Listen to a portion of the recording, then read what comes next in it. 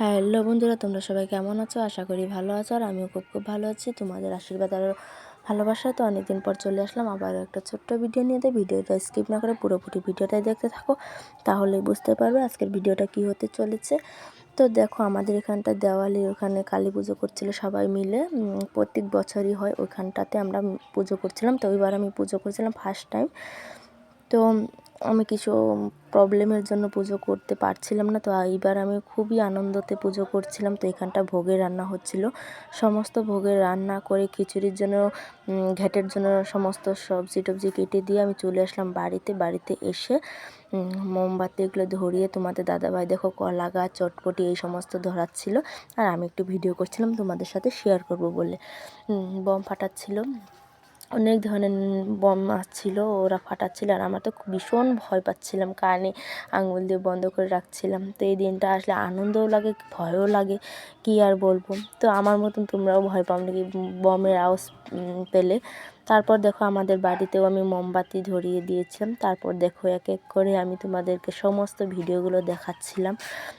তারপর দেখো, আমাদের বাড়িতে মন্দির গাছে আর ফুল গাছে টুনি লাইটগুলো লাগিয়ে দিয়েছিলাম। তো টুনি লাইটগুলো লাগানোর পরে আমাদের মন্দিরের লুকটা কেমন আসছে তোমরা একটু কমেন্ট করে জানাবে। তো আমি মন্দিরের সামনে অনেক ভিডিও করেছি, তোমরা দেখতে পারছিলে। তো দেখো, তখন থেকে আর এখন টুনি লাইট লাগানোর রাত্রের দৃশ্যটা খুবই ভালো লাগছিল আমার কাছে। তার জন্য একটু ঘুরে ঘুরে ভিডিও করছিলাম তোমাদের সাথে শেয়ার করব বলে।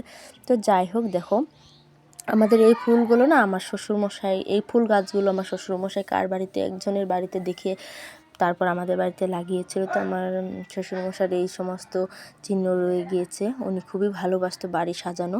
তো যাই হোক, তোমাদের দাদাভাই বম টম ফাটিয়ে আমি রেডি হয়ে কয়েকটা রিলস বানিয়ে তারপর চলে গেলাম আমাদের মায়ের আসনে পুজোতে বসবো কারণে সবাই মিলে দেখো রেডি হয়ে নিয়েছি। তো আমাদের এখানে পুজো হচ্ছিল, পুজো হয়েও গিয়েছিল অর্ধেক। তারপর আমি ভিডিওটা করে নিয়েছিলাম, তখন তো তাড়াহুড়োর মধ্যে আমাদের ভিডিওটা করা হয়নি।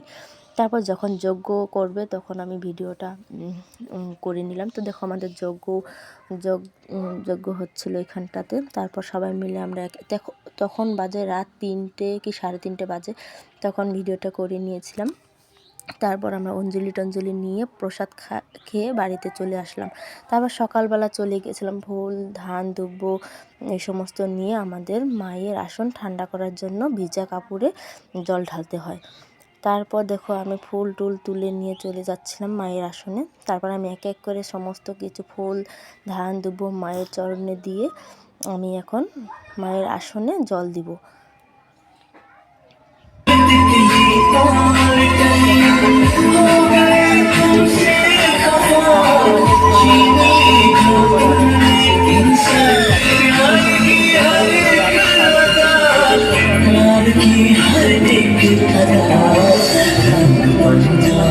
ভিডিও করা হয়নি। তারপর সকালবেলা দেখো, আমরা থালা নিয়ে বসে পড়েছি খাওয়ার জন্য।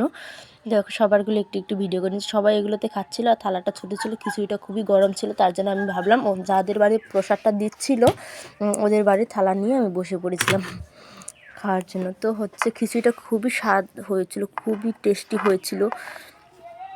তো ভালো লাগলে লাইক কমেন্ট শেয়ার করে